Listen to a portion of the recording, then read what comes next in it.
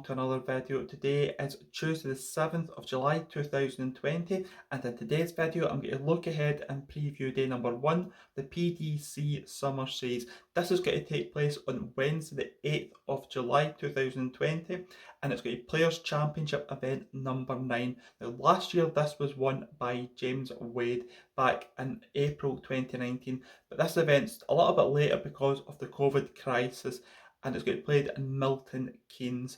So in this video we're going to break it into 3 different parts. We're going to break it into 3 different categories.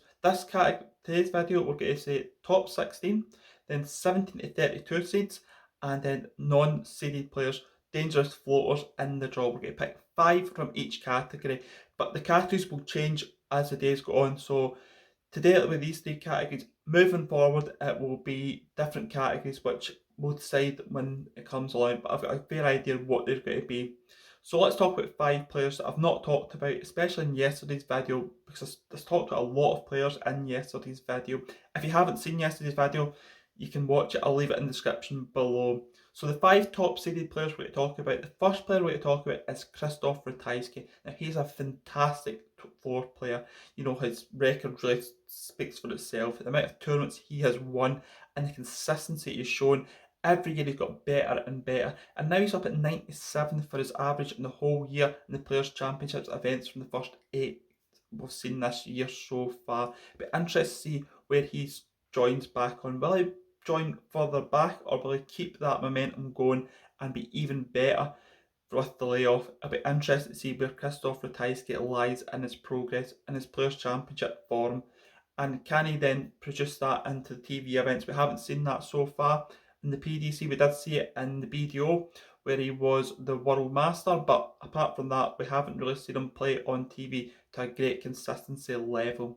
The next player we talk about is another player who shines on the Players' Championship Series and even the Euro Tour, and that's Ian White. Now Ian White produces some fabulous stuff, and Ian White could inevitably come out and average 105 when we come back in Players' Championship number 9. I'll be interested to see how he gets on. I think he'll be on very close matches, because anytime he loses, you never see Ian lose by a 6-0, 6-1 scoreline. It's always by 6-4, 6-5. They're always really close games, and they could have went either way. He's always involved in really good games, and I don't think that'll be any different in Players' Championships number 9. The next player we're going to talk about is Michael van Gerwen. Now he'll want to make a point because he hasn't played competitive darts during lockdown. He spent time with his family, and that will regenerated him and really given him that boost to come back and hit the heights at the top. He'll want to make a point in this, and I think he will go very deep in Players' Championship number 9. The penultimate player we're going to talk about in the top seeds is Dave Chisnell. He's had a lot of experience of playing darts during the COVID crisis, but he also has a great record in Players' Championship records. So I'd be interested to see if he can keep that going and produce that top level of performance we know he can produce behind closed door events. And you know, Dave's one of those players that if he wins this, no one will be surprised because his record is that good. The last player is another player that hasn't played much, especially during this COVID crisis in competitive darts, but he had to put a lot of practice in, and that'll be Daryl Gurney. You know, he's a great practicer.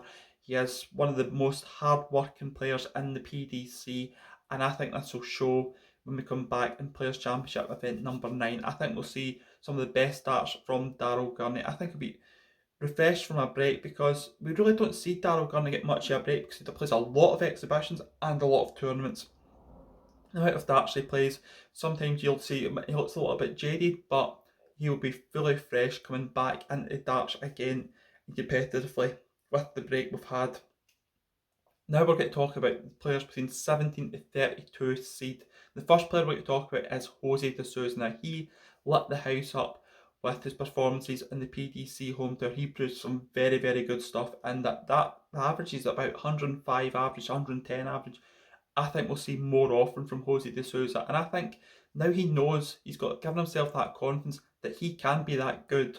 I'd be interested to see if he can carry these on. He did win a Players' Championship event last year and later on, but he hasn't really kicked on from that, and I think we'll see the best of Jose de Sousa this year, especially in the Players' Championship events. I think playing in front of no crowd doesn't faze him because he's one of those players, he just gets down, concentrates and plays the board. I think we'll see a very good performance from Jose de Sousa. The next player we're going to talk about is Adrian Lewis. Now, Adrian Lewis has lost a lot of weight during lockdown, like a couple of other players, and I think he's got the fire back in his belly to play competitive darts again. I think interested to see Adrian Lewis play because he'll bring that real competitive edge which we've seen missing from the last couple of years. Really hasn't, he's probably fell out of love with the sport because, you know, travelling for 15 years is so hard mentally and physically on someone. And I think we've got his mojo back, and I think we'll see the best of Adrian Lewis, especially over this summer series and in the match play coming up after that. The next player we're going to talk about is Dimitri Van den Berg. Now, Dimitri is one of those players I think we're going to see kick on because he's got that level on TV, and I think we'll see him kick on, especially to that next level and more consistency on the floor first, and then he'll transfer it to the TV stage to be even more consistent and even better on the TV because he's got gears in his locker which are unbelievable. It's just bringing them out on a more consistent basis. He's learning the craft of the off-floor game, and you know, he's one of those players, he's going to get better year in, year out. He's still very young. Although he's getting more experience, we'll see the best of Dimitri Van den Berg. Now, next player to talk about is the player that I think is going to win Players' Championship number 9, and that's Gary Anderson. Now, he was very good on the home tour, and I know he's been putting the practice in. He's probably practicing 6 hours every day, Gary Anderson. I know he's one of those people that will hide back and say he isn't putting in much practice, but Gary will be putting in the practice for this. And the last player we're going to talk about in this bracket is Ryan Searle. Now, Ryan Searle is the ultimate field player, and I think that he's got that confidence now, but he knows how good he is. I think before Ryan didn't really know how good he was, and I think that really held him back. But now I think he knows how good he is, and I think that will produce on a more consistent basis where his performances will get better and better. Those averages will improve, just like they have for Christoph Ratajski. I think he can do what Christoph Ratajski has done in the past and become a serial winner on the Players' Championship events. Another one that's won one, but once you win one, it's addictive. You want to win again. And I think Ryan Searle will want to win that second tournament soon as possible. Now, the next batch we're going to talk about is the non-seeded players. Now, these are the floaters in the draw. These are the players that the top seed will not want to play in the opening match. And the first person we're going to talk about is Luke Humphries. Now, Luke Humphries is a speed machine, and he's very consistent. Now, he's getting to that consistency level off the stage like he is on the stage. You know, he's one of those players on the stage can produce 105 averages, especially at World Championships, over the short formats of sets, where he breaks it into mini games, and you see how good he is. And I think we're so close to seeing Luke Humphries really kick into gear in the floor events, and I think we will do so in this summer series. I think he's got real confidence from the home tour and playing on online darts, and I think they'll take that confidence into the summer series.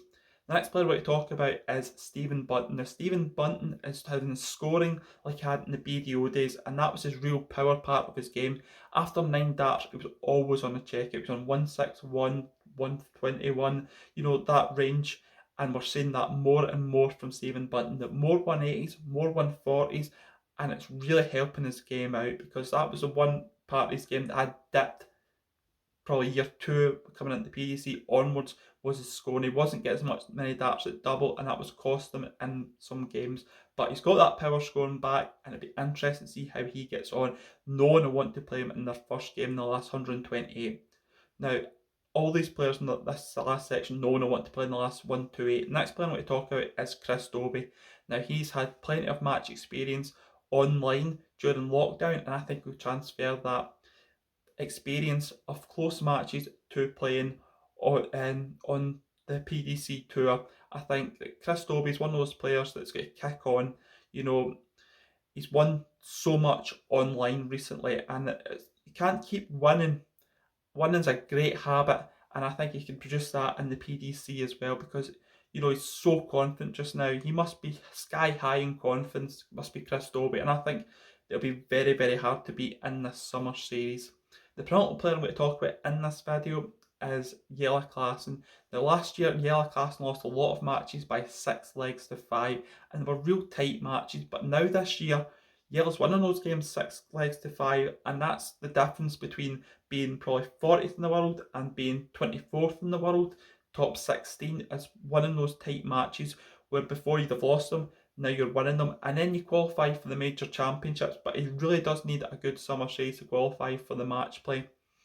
And the last player we're going to talk about is Jeff Smith. Now, Jeff Smith won his tour card this year earlier on in January in Wigan. And Jeff Smith has had already reached the final in a Players' Championship event. You know, Jeff's one of those players, you know what you're going to get from Jess. He's very, very consistent. And we're going to see the best because he's playing more consistently. And that match practice will show over the long term. And I think over these 2 years when Jeff's got his tour card, at least we'll see Jeff get better and better every event. I think there'll be no boundaries to Jeff's. You know what I mean? He can go to top 32 in the world, no doubt. I'm fully confident in Jeff's ability because you don't reach a BDO World Final if you're a bad player, and Jeff's definitely not a bad player. You know, he's produces some of the things you just think, wow, that is amazing darts. So what do I think? I think that Gary Anderson's going to win Players' Championship event number 9. But I think it'll be a great day's action. Watch PDC TV. It'll be all live on that, and starting from midday on Wednesday. Now,